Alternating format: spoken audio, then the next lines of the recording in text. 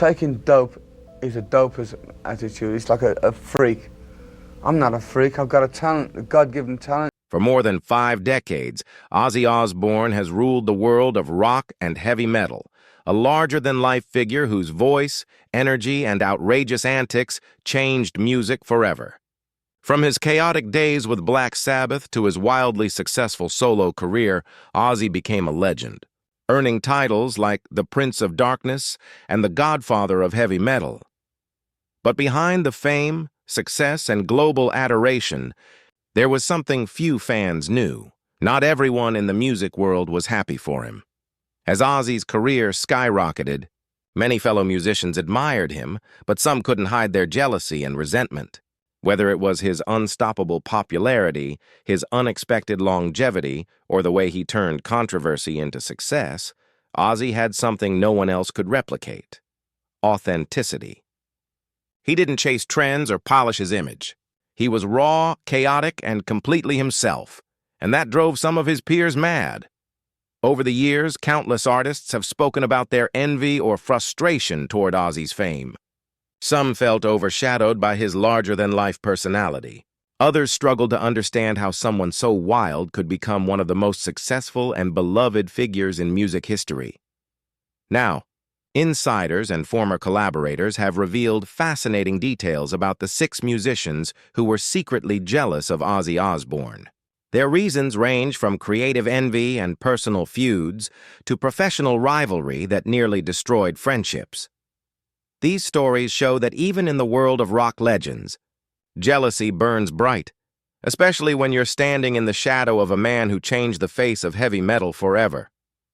When it comes to Ozzy Osbourne, his rise from the rough streets of Birmingham to global superstardom wasn't just about talent. It was about survival, charisma, and fearlessness. And that's exactly why so many in the rock world envied him. The first 2 musicians who couldn't hide their jealousy of Ozzy were Tony Iommi and David Lee Roth, 2 men whose paths with Ozzy crossed in unforgettable ways. Tony Iommi. The tension. Behind Black Sabbath's greatness, Ozzy and Tony Iommi were bandmates in Black Sabbath, the group that practically invented heavy metal. But as close as they were in the early days, their relationship was also one of deep creative tension. Tony, the band's lead guitarist and main songwriter, was known for his discipline and control in the studio. Ozzy, on the other hand, was wild, unpredictable, and full of raw energy that audiences couldn't resist. As Sabbath's fame exploded, fans were drawn to Ozzy's voice and personality more than anything else, something that didn't sit well with Tony. Many insiders have said Tony grew quietly jealous of Ozzy's spotlight. While Tony shaped the band's sound, it was Ozzy who became its face. The imbalance led to clashes, resentment, and eventually, Ozzy's dramatic firing from the band in 1979. Ironically, Ozzy's solo career after leaving Sabbath became even bigger. His albums topped charts, and he became a pop culture phenomenon, something Tony never fully matched, despite his musical genius. David Lee Roth, the rock star who couldn't outshine Ozzy. Another name often mentioned in rock circles is David Lee Roth, the flamboyant frontman of Van Halen. Both Roth and Ozzy ruled the rock scene in the late 70s and 80s. But while Roth was known for his polished looks and showmanship, Ozzy's raw and reckless charm made him unforgettable. Industry insiders recall how Roth often felt overshadowed by Ozzy's unpredictable energy. Ozzy didn't have to try, one producer once said. He was chaos in human form, and fans loved every second of it. Roth, ever the showman, worked hard to be the life of the party, but Ozzy was the party.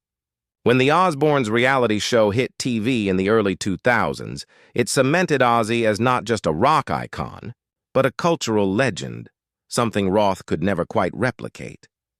While there was never open hostility between the two, it was clear that Ozzy's effortless fame and ability to reinvent himself made even the flashiest frontmen feel second best. Few rock stars in history have lived a life as wild, unpredictable, and unapologetic as Ozzy Osbourne. From his early days as the frontman of Black Sabbath to his solo success and reality TV fame, Ozzy has never followed the rules, and that's exactly why so many other musicians have envied him. His fame wasn't built on image or marketing. It was built on chaos, truth, and the kind of raw energy that no one could ever replicate. But behind the applause and the headlines, Ozzy's success created tension in the world of rock. Many artists who shared the stage with him or competed against him couldn't understand how a man so reckless could remain adored by millions. They rehearsed for perfection, he stumbled into it. They studied image management, he was the image. And over the years, that effortless dominance stirred jealousy among even the biggest names in music. In the 1970s, Black Sabbath had already changed the sound of rock forever. Their heavy, doom-laden riffs laid the foundation for heavy metal, and Ozzy's haunting voice became its soul. But when the band began to fall apart due to drugs, internal fights, and exhaustion, most expected Ozzy's career to end right there. Instead, he did the impossible. He reinvented himself. His solo career exploded with hits like Crazy Train and Mr. Crowley, proving that his voice and persona were bigger than any band.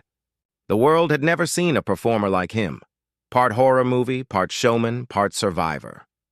His concerts were unpredictable and his personality chaotic, but fans didn't just watch Ozzy. They believed in him, and that's where the jealousy began. Musicians who had trained for years to perfect their craft saw Ozzy doing the exact opposite, breaking every rule and still succeeding. His music wasn't just sound. It was emotion, rebellion, and fear rolled into one. He didn't try to be perfect. He didn't even try to be clean. Yet, every time he released a new record, it became an event.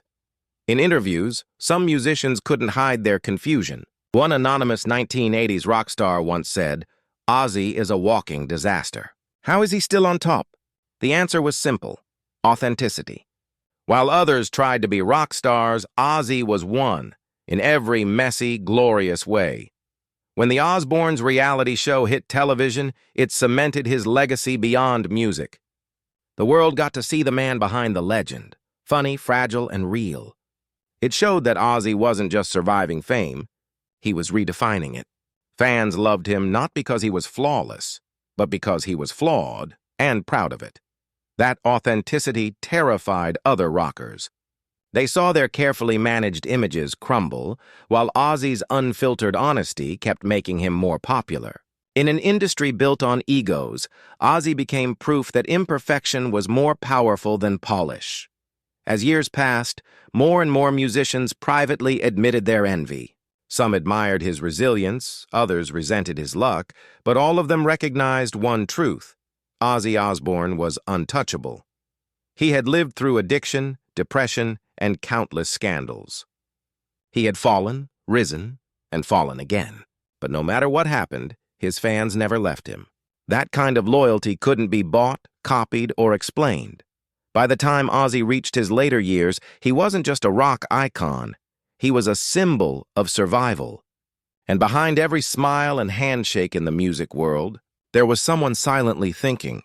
In the late 1980s, few rock frontmen burned brighter or faster than Axl Rose, the voice of Guns N' Roses. He was wild, dangerous, and magnetic, a man whose talent was matched only by his temper. Critics called him the new face of rebellion, and fans saw him as the heir to rock's throne. But there was one man whose shadow he could never escape: Ozzy Osbourne. Even at the height of his fame, Axl couldn't ignore Ozzy's influence. The two men shared many traits. Both were unpredictable, both terrified the establishment, and both had lived through chaos. But while Ozzy's madness made him beloved, Axl's chaos often made him hated. And that difference stung deeply. Ozzy had already lived a lifetime of extremes when appetite for destruction made Axl a superstar. He had been kicked out of Black Sabbath, survived addiction, rebuilt his career, and somehow became even more iconic. Axl, who idolized many of the rockers that came before him, admired Ozzy's career, but behind closed doors, that admiration mixed with jealousy. According to people close to Axl, he often compared himself to the Prince of Darkness. He respected Ozzy's staying power, yet couldn't understand how someone so chaotic could be so loved. "Ozzy's a mess," Axl once said jokingly in an interview, "but somehow, everyone forgives him." What Axl didn't realize was that being a mess was what made Ozzy legendary. Axl was obsessed with control over his band, his image, his music, and even his audience. Every move he made was calculated. Ozzy, on the other hand, had no plan. He was chaos personified, a man who stumbled into greatness by simply being himself. Fans didn't love him because he was perfect. They loved him because he was real. When Guns N' Roses opened for Ozzy on tour in 1986, Axl finally saw that power up close. On stage, Ozzy wasn't polished or precise, but the energy around him was electric. Fans didn't care if he missed a note. They cared that he gave them his soul. "People connect to Ozzy because he's them," one roadie recalled. "He's flawed, but he owns it. That's why they scream his name like he's a god."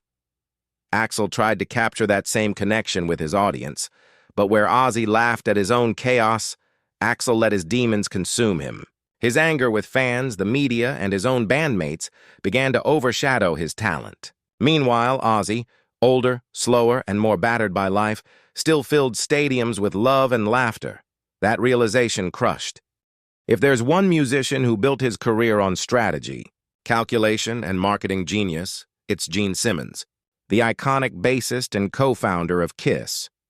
He turned face paint into a billion-dollar brand, sold everything from lunchboxes to comic books, and became the definition of rock and roll business. Yet behind the fame and wealth, there was one man Gene could never quite figure out: Ozzy Osbourne, the complete opposite of everything he stood for. Gene was the master of control. Ozzy was the king of chaos. Gene planned his image with military precision. Ozzy could barely plan what day it was. And yet, somehow, Ozzy had something Gene didn't: true cultural immortality. During the 1970s and 80s, both Kiss and Ozzy were global sensations. But while Gene focused on building a brand, Ozzy focused on being himself. His career wasn't about perfection, it was about passion. And that difference drove Gene crazy. Insiders from that era recall that Gene often gave backhanded compliments whenever Ozzy's name came up. "He's a lucky man," Gene once said. "He shouldn't be alive, but people love him for it." What sounded like humor was actually a hint of envy. Gene couldn't understand how a man who broke every rule in music could be more adored than those who followed them. When the Osbournes' reality TV show premiered in 2002, the world saw the unfiltered madness of Ozzy's family. The bickering, the laughter, the chaos, and they fell in love. The show made Ozzy more famous than ever, turning him into a household name for a new generation. Gene was stunned. Here he was, the ultimate businessman of rock, watching a man who barely understood how to work a remote control become a global television phenomenon.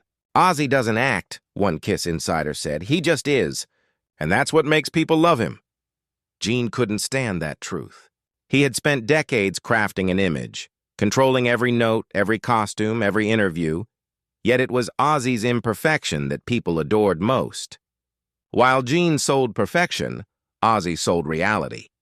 Behind the scenes, Gene was known to study other artists' business models, but Ozzy's success broke every rule he knew. There was no formula, no logic. Ozzy wasn't supposed to last. By all accounts, his lifestyle should have ended his career in the 1980s. But instead, every scandal, every slip, every meltdown made him even more human and more loved. Gene's jealousy wasn't loud or cruel. It was quiet, analytical. He admired Ozzy's ability to connect with fans, but couldn't replicate it. You can't fake being real. And Ozzy was as real as it gets. In one interview, Gene once remarked, "Ozzy is the kind of guy who falls out of a plane and somehow lands on a mountain of money." Fans laughed, but those close to him knew he wasn't entirely joking. He admired the madness, but hated that it worked. Even their fan bases reflected the difference. Kiss fans loved the show, the lights, and the spectacle. But Ozzy's fans loved him. They cried for him, rooted for him, forgave him. They didn't see a rock god. They saw a survivor. By the time both men reached their 70s, their legacies were sealed. Gene had wealth, control, and legacy, but Ozzy had something rarer, the heart of the people.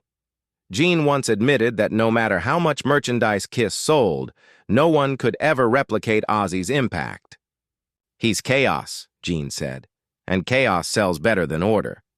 It was a reluctant confession, one born out of respect and jealousy, because deep down, even Gene Simmons, the most strategic man in rock, knew that Ozzy Osbourne didn't need a business plan to become a legend. He just needed to be himself, and that's something no amount of marketing could ever buy. When people think of the biggest names in heavy metal, one band always comes up: Metallica. And at the heart of Metallica's rise was drummer Lars Ulrich, a man known for his ambition, drive, and relentless control over every part of his band's success. But even Lars, one of the most determined musicians in rock, couldn't help but feel overshadowed by the one man who started it all, Ozzy Osbourne. In the early 1980s, before Metallica became the biggest metal band in the world, Lars and his bandmates actually toured with Ozzy. Metallica opened for the Prince of Darkness during his Ultimate Sin tour in 1986, a gig that changed Lars's outlook forever. He saw firsthand the wild power Ozzy had over his audience. Thousands of people screamed his name, not because of technical perfection, but because of pure emotion. It wasn't about how cleanly Ozzy sang or how tightly his band played. It was about connection, and that was something Lars couldn't control, calculate, or imitate. At the time, Lars was young and hungry, determined to make Metallica the greatest metal band on earth. He respected Ozzy immensely, but also felt competitive. In interviews years later, Lars would often mention Ozzy's impact, saying, "He's the godfather of metal, the one who made all of this possible." But those who knew Lars personally said the admiration came with a hint of frustration, because no matter how much success Metallica earned, Ozzy's legacy still loomed larger. Ozzy didn't just play metal, he invented it. And for Lars, that was the one thing he could never top. Metallica became known for precision. Every note, every performance, every business decision meticulously managed. Lars was the architect behind much of that control. But Ozzy, he was the opposite. His shows were unpredictable, his interviews chaotic, and his lifestyle a disaster, yet people adored him for it. What made Lars jealous wasn't Ozzy's fame or money. It was the freedom Ozzy had. He could be a mess on stage, forget lyrics, or stumble through an interview, and fans still loved him unconditionally. Lars, on the other hand, carried the pressure of perfection. He wanted control, but control came at a cost. It took away the rawness that made Ozzy so magnetic. Insiders from the 1990s say Lars was fascinated by Ozzy's ability to stay relevant, even as trends changed. Grunge, punk, and nu metal came and went, but Ozzy stayed iconic. Every new generation discovered him, not through marketing, but through myth. When the Osbournes hit television, Lars reportedly couldn't believe the scale of Ozzy's cultural power. While Metallica was known for its artistry, Ozzy was loved as a personality. He had transcended music. He was a living legend, a symbol of survival. In private conversations, friends say Lars once admitted, "Ozzy doesn't even need to release music anymore. He just exists, and people love him." That comment said it all. For a man like Lars, who built everything through effort, structure, and control, Ozzy's effortless charisma was both a mystery and a frustration. But behind the envy, there was respect. Lars knew Ozzy was one of a kind, a force that couldn't be duplicated. Even Metallica, with all their power, precision, and success, owed part of their existence to the doors Ozzy opened. Without Black Sabbath, there might not have been Metallica, and Lars knew it. As years went by, Lars often credited Ozzy as a pioneer of metal, but deep down, he also recognized that no one, not even Metallica, could ever replace him. Ozzy didn't just make music, he made history.